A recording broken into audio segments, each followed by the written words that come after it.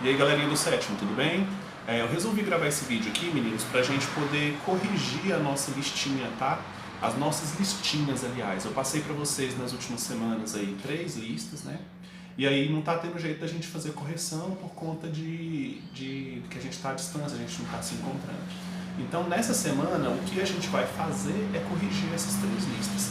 Então, a atividade de vocês essa semana ela é muito simples. A única coisa que você tem que fazer é prestar atenção nesse vídeo e corrigir a sua listinha, tá bom? Então vamos começar, olha só. O que você vai fazer agora? Você vai pausar esse vídeo, você vai lá pegar o seu caderno e você vai localizar lá no seu caderno a primeira listinha que a gente resolveu, a primeira lista que eu mandei para vocês, tá? Que é uma listinha que fala sobre as bactérias, tá bom? E aí você já fez essa lista, você já fotografou, você já me enviou lá no Messenger. Então você vai pegar seu caderno agora e corrigir. Olha o que você respondeu nessa sua listinha, tá bom? E as perguntinhas são muito simples. Ó, a questão número 1 dessa lista, né, dessa listinha de bactérias, pergunta assim, ó, onde as bactérias vivem? Onde as bactérias vivem, galera? Vivem em qualquer lugar. Então, se você pegou o seu caderno aí e escreveu qualquer lugar, você acertou, né? Você encontra bactérias em todos os lugares. Então, ó, a gente tem esporos de bactéria que está suspenso no ar. Num lugar que você pegar, na sua cadeira, na sua mesa aí da sua casa, no seu corpo, na sua pele, dentro da sua boca, dentro do seu nariz, dentro do seu estômago, inclusive, por exemplo, gastrite é uma bactéria que é provocada por uma bactéria que se aloja no nosso estômago, né? Tem bactéria que ocorre dentro de vulcão, tem bactérias em cima das plantas, tem bactéria associada com raiz de planta, tem bactéria em todo lugar que você possa imaginar, tá? Em todos os ambientes. Então a resposta dessa primeira perguntinha aí é muito simples, né?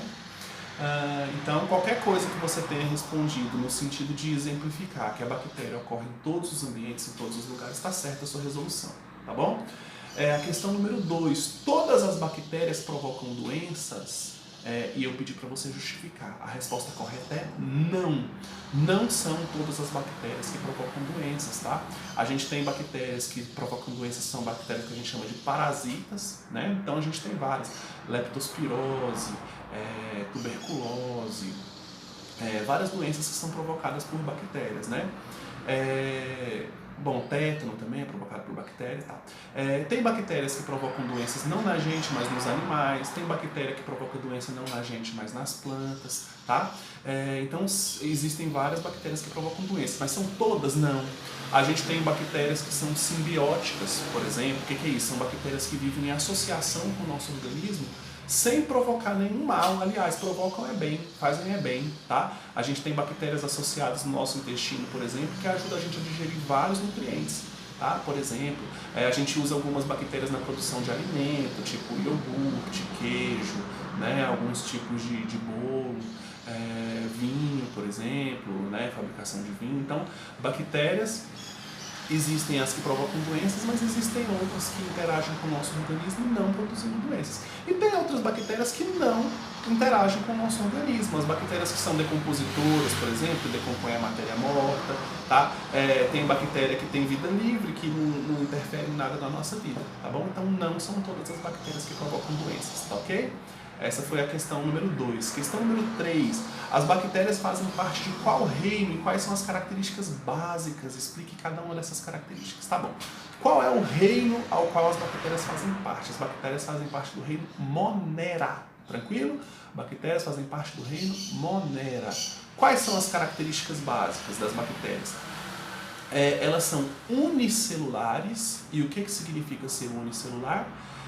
Unicelulares são aqueles seres vivos que são compostos de uma única célula. Então, quantas células uma bactéria tem? Só uma, tá? Todos os organismos do reino Monera eles são unicelulares, beleza? Outra característica de bactérias, elas são procarióticas. E a gente viu isso lá na sala ainda enquanto a gente estava estudando presencial, né? O que significa ser uma bactéria procariótica? Significa que a célula dela é aquele tipo de célula mais simples que tem. É aquela célula que não possui um núcleo delimitado. Então você tem a membrana plasmática, o citoplasma da célula e o material genético ele está disperso pelo citoplasma, ele não tem um departamento, um local da célula para ele ficar contido, para ele ficar individualizado. Então o material genético na célula procariótica não fica individualizado, ele fica disperso, ele fica solto no citoplasma. Tá bom? Outra coisa que célula procariótica também não tem é organela membranosa, tá? Então não tem aquelas organelas celulares que são revestidas por membrana, tipo mitocôndria, tipo retículo endoplasmático, complexo de Golgi, que são coisas que a gente vai estudar no futuro, tá bom? Então é isso, unicelular procariótico, beleza? Questão número 4. Desenhe uma bactéria e aponte suas partes. Isso aí não vou desenhar aqui no vídeo para vocês, até porque meu desenho é muito feio, vocês sabem disso, tá? Mas eu vou pôr uma imagem aí na edição do vídeo para vocês verem mais ou menos o que vocês tinham que desenhar, tá bom?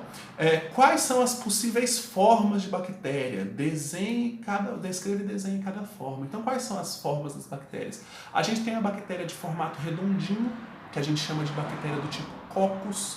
A gente tem bactéria em forma de vírgula, que a gente chama de vibrião. A gente tem bactéria em forma de bastão, que a gente chama de bacilo, né?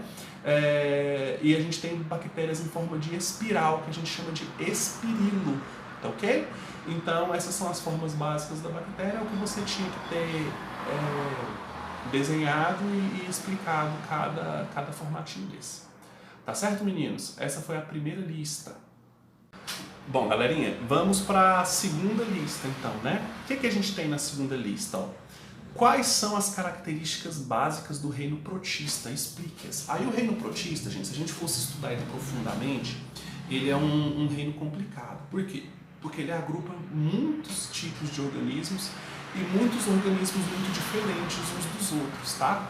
Então, a rigor, no reino protista, a gente encontra organismos que são unicelulares, tá? Como os protozoários, por exemplo, e a gente encontra organismos que são multicelulares também, como as algas. Aí tem toda uma discussão se é correto colocar a alga no reino protista ou não e tal. Então, mas tem essas características. Agora, todo mundo do reino protista é eucariótico. O que significa ser eucariótico? É aquela célula que tem o material genético delimitado, que tem o material genético cercado, encapsulado dentro do núcleo, tá certo? Se a gente estivesse falando só de característica de protozoário, é isso, é unicelular e é eucariótico. Tá, ok? Agora, se você for colocar alga no meio desse reino protista, aí você vai falar que também ocorrem organismos que são multicelulares, aí você vai falar que ocorrem organismos que são autótrofos ou autotróficos, que são aqueles que produzem matéria orgânica, né? E daí por diante. Bom, número 2. Os protozoários são classificados de acordo com suas formas de locomoção. Cite o tipo de protozoário e explique as características. Então é assim, ó, você separa os protozoários de acordo com a forma que ele usa para se locomover. Tá bom? Quais são essas formas? Bom, você tem aqueles protozoários que se locomovem através de flagelo, que é como se a célula tivesse um rabinho, né? Quem possui o flagelo como estratégia de locomoção você chama de flagelado, tá? Existem protozoários que possuem cílios, tá? Então, parecendo com os cílios dos olhos da gente, vários apêndicezinhos, né? Um monte de rabinho pequenininho, né? A gente chama esses protozoários de ciliados. Você tem alguns que têm uns dobramentos na membrana plasmática, tá? Esses a gente chama, esses dobramentos na membrana plasmática a gente chama de pseudópode. Aí o protozoário movimenta esses pseudópodes, né? Então ele acaba conseguindo se locomover. E a gente tem também aqueles protozoários que não têm uma estrutura de locomoção, tá? A gente chama eles de esporozoários. Tudo bem, meninos? Número 3. Qual é a diferença entre os protozoários e as algas unicelulares? É simples. Um protozoário ele não faz fotossíntese, então ele é um organismo heterótrofo, é aquele que não produz seu próprio alimento, não produz matéria orgânica, ele tem que adquirir essa matéria orgânica em outros locais. E as algas unicelulares, elas fazem fotossíntese, então elas são organismos que são autotróficos. Tá beleza, meninos? Questão número 4. Explique o fenômeno da maré vermelha. A maré vermelha é muito simples, é o seguinte, é o crescimento em excesso, exagerado, de um tipo de alga que a gente chama de rodófita ou alga vermelha, tá? Como que isso acontece? Quando você deposita esgoto, por exemplo, em algum curso d'água, pode ser no mar ou pode ser no rio, esse excesso de matéria orgânica ele facilita muito o crescimento, a reprodução dessas algas, tá? Então o que vai acontecer? As algas com um ambiente muito favorável, elas crescem muito rápido, elas se reproduzem muito rápido. Quando você olha na água, a presença dessas algas é tão grande que você tem a impressão que a água está vermelha. Então é por isso que você chama de maré vermelha. Qual é o problema da maré vermelha? Essas algas elas liberam na água algumas substâncias que são tóxicas. E aí essas toxinas acabam matando peixes e outros seres vivos, então provoca um desequilíbrio ambiental lá. Tudo bem, meninos? Essa foi a resolução da nossa segunda listinha da quarentena, tá beleza? Pois bem, meninos, e aí a gente tem a terceira listinha da quarentena, né? Que foi a última que eu passei, que é aquela listinha que fala de fungos, tá bom? A questão número 1, ela fala o seguinte, ó. Por quais nomes os fungos podem ser conhecidos popularmente? Então, de acordo com o jeito que o fungo se apresenta, você chama ele de um nome, tá? Então, você pode chamar ele de mofo, você pode chamar ele de bolor, cogumelo é um tipo de fungo, tá? Então, mofo, bolor são os tipos mais comuns para você chamar os fungos aí popularmente, né? Número 2, cite e explique 4 modos através dos quais os fungos podem viver. Então você pode encontrar o fungo de vários jeitos, né, na natureza. Bom, um jeito do fungo viver é a forma parasitária. O que é isso, Michael? O que é essa forma parasitária? É quando ele entra no corpo de algum ser vivo e começa a tirar os nutrientes dele daquele ser vivo. Geralmente isso provoca doença, tá? Em espécie humana a gente chama essas doenças de micoses, tá beleza? Então a forma parasitária é uma estratégia de alguns fungos para sobreviver. Outros fungos, eles são fungos saprófitas. O que significa isso? São os fungos que são decompositores. Bom, como vive um fungo decompositor, Michael? Ele vive de fazer decomposição da matéria morta. Então os esporos dele tá voando pelo ar, o esporo é a estruturinha reprodutiva, é como se fosse a sementinha, né?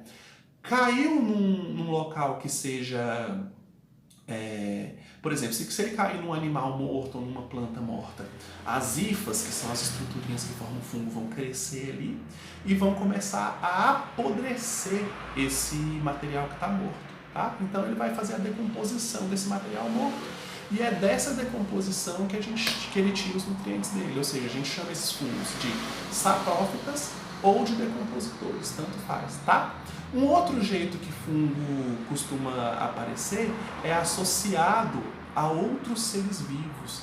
Então o corpo dele se une ao corpo de um outro ser vivo, ele faz alguma atividade que beneficia o outro ser vivo, o outro ser vivo faz alguma atividade que beneficia ele. O exemplo mais clássico disso são as micorrizas. O que são micorrizas? São alguns fungos que eles se associam a raízes de alguns vegetais, tá?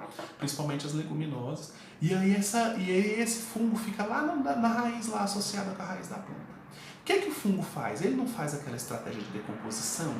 Então o fungo ele faz o seguinte, ele ajuda ali na decomposição de alguns elementos no solo e ele ajuda principalmente na absorção de água, tá bem? Para a planta. Aí, ou seja, essa absorção de água ou essa decomposição de algumas coisinhas que estão ali no solo servem como uma estratégia para obter recurso, água ou comida, para o fungo e para a planta ao mesmo tempo, tá? Em um outro momento, a planta faz fotossíntese, produz alimento, e parte desse alimento ele é fornecido para o fungo. Então o fungo ajuda a planta e a planta ajuda o fungo. Esse é o exemplo das micorrizas, né? Outro exemplo é a formação dos líquens. O que são líquens? São associações de fungo e alga. Então o fungo absorve água que está na forma de vapor no ar e a alga faz fotossíntese. Então a alga ajuda o fungo ajuda a alga. Tá beleza? Então essa é uma outra estratégia para o fungo sobreviver. Tá beleza, meninos? Bom, aí, ó, a questão número 3, né? Cite e explique 5 exemplos nos quais os fungos são importantes para o homem. Então, 5 formas em que o fungo é importante para a vida do homem. Simples demais, olha só. Alguns fungos provocam doença, né, na espécie humana, tipo a micose de pele, por exemplo. Ah, Michael, mas isso aí é importante? É importante para o ser humano a presença desse fungo porque provoca uma doença. Não é porque não é porque eu estou te pedindo uma importância que ela tem que ser positiva, não é verdade? Então, algumas doenças é uma importância do fungo, o fato deles produzirem algumas doenças. Alguns fungos são usados na produção de medicamentos, como é o caso da penicilina, por exemplo, né? Você tem uma espécie de fungo lá que produz uma toxina que mata bactérias, então você extraindo essa toxina, você separando ela, você consegue usar isso como antibiótico, né? Então essa é a importância número 2. Você tem fungos que são comestíveis, alguns cogumelos aí, né? Você quando vai no supermercado você encontra alguns cogumelos que são comestíveis. Então a importância alimentar é mais uma, né? Usar o próprio fungo como recurso alimentar, então essa é a terceira forma do fungo ser importante para nós. Você tem alguns fungos, por exemplo, que são usados na produção de bebida alcoólica, como é o caso do vinho, por exemplo, né? Você põe lá a bebida para fermentar, essa fermentação ela pode ser alcoólica, então basicamente você pega um substrato qualquer, por exemplo, o suco de uva, se você estiver fazendo vinho. Põe isso para interagir lá o fungo com o suco, com o açúcar do suco da uva, ele vai fermentar esse açúcar, vai produzir um álcool, e é esse álcool que é o teor alcoólico do vinho, né? Então, produção de bebidas é uma forma, você tem alimentos que são produzidos utilizando fungo, por exemplo, fermento biológico, né? Quando você vai fazer um bolo, uma rosca, sei lá. Existe também a utilização de fungo em produção de queijo, por exemplo, de iogurte, né? Que são alguns fungos que são utilizados aí para produzir alimento para nós. Tá certo, meninos? Então, beleza. Então é isso a correção da lista número 3. O serviço de hoje, então, está completo. Basta você comparar essa minha explicação com o que você respondeu aí no seu caderno e corrigir o que estiver correto. Tá beleza, meninos? Dizer para vocês que eu tô com saudade demais de encontrar com vocês, eu tô sentindo muita falta, esse momento tá difícil para vocês, tá difícil para mim também, para todo mundo, né, para todos os professores. Uma outra coisa que eu quero falar para vocês é que vocês façam essas atividades na medida das suas possibilidades, tá, meninos? Se vocês tiverem dificuldade, por exemplo, em acessar a internet ou em acessar um celular, se você está vendo esse vídeo meu aqui numa oportunidade que é rara na sua vida de acessar a internet, não se preocupa, tá, galera? Façam o que for possível, façam o melhor de vocês, mas dentro do que for possível. O que não for possível, não fiquem desesperados, tá? A nossa escola está muito atenta com as dificuldades que vocês estão sofrendo, a gente está discutindo isso direto entre nós, e um consenso que eu posso dizer para vocês que a gente tem é que a gente não vai prejudicar ninguém que esteja passando por dificuldades, tá? Então, fiquem de boa, se você não conseguiu fazer uma lista, se você não está conseguindo acessar a internet, se cortou a internet da sua casa, se estragou seu celular, se você só consegue usar o celular do seu pai e da sua mãe quando chega, e se isso atrapalhar de alguma forma você entregar as atividades, quando as aulas retornarem, a gente puder se encontrar pessoalmente, a gente vai cuidar de resolver essas questões todas, tá? Então, fiquem tranquilos que a escola vai encontrar uma forma de não deixar vocês ficarem prejudicados, tá bom? Mas façam o melhor que vocês puderem nesse tempo para não ficar com esse enrolado para o futuro. Tá bom, meninos? Fiquem com Deus, gente. O tio tá rezando aqui pra gente sair dessa situação difícil logo, todo mundo com saúde e conseguir voltar pra escola, que é o que a gente mais quer. Tá legal? Tchau, tchau, meninos. Fiquem com Deus.